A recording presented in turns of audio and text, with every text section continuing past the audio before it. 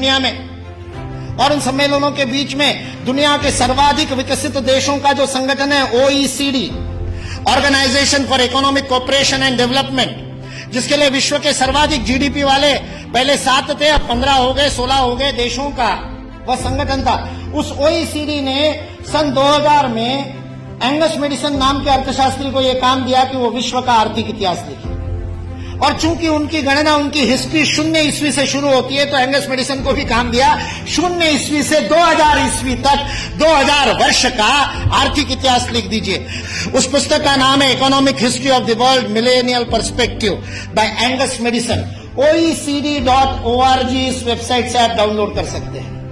2000 वर्ष का आर्थिक इतिहास लिखा है एंगस मेडिसन में। और वह एंगस मेडिसन कहता है कि पहले 1500 वर्ष 0 ईस्वी से लेकर के 1490 तक, 99 तक, सारे विश्व के GDP में लगभग 2/3 66% योगदान देने वाला देश कोई था तो वो भारत देश है।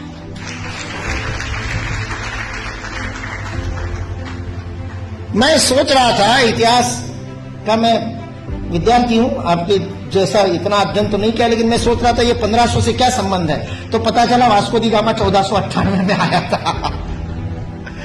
और मतलब उसने भारत को खोजा, ऐसा हम लोग भी लिखते हैं, तो उससे पहले कोई गुम हो गया होगा। जो गुम हुआ भारत का, वो विश्व के 2/3 GDP को प्रोड्यूस करने वाला, और केवल प्रोड्यूस करने वाला नहीं, विश्व को समृद्धि का अवदान देने वाला, वितरण करने वाला विल ड्यूरांड, अमेरिकन इतिहासकार है, 11 खंडों में उसने लिखी है हिस्ट्री ऑफ सिविलाइजेशन।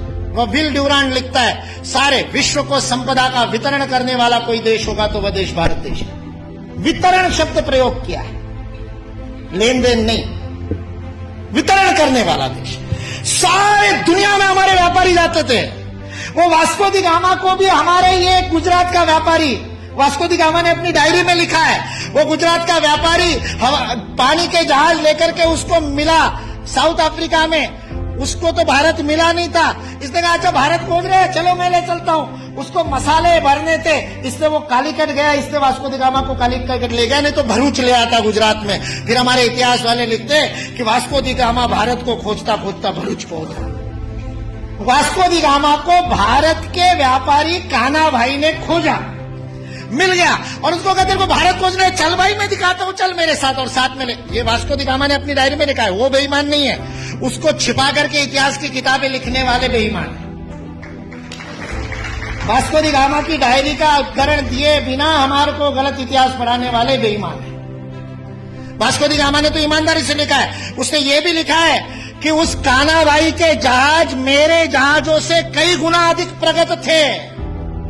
40 खेने वाले लगाने के बाद भी मेरे जहाज को उतनी गति नहीं थी, जो उससे 3 गुना बड़े, 3 मंजिल वाला जिसके ऊपर डेक था, ऐसे जहाज को केवल 16 नाविक खेते थे। ऐसा कान्हा भाई का जहाज था।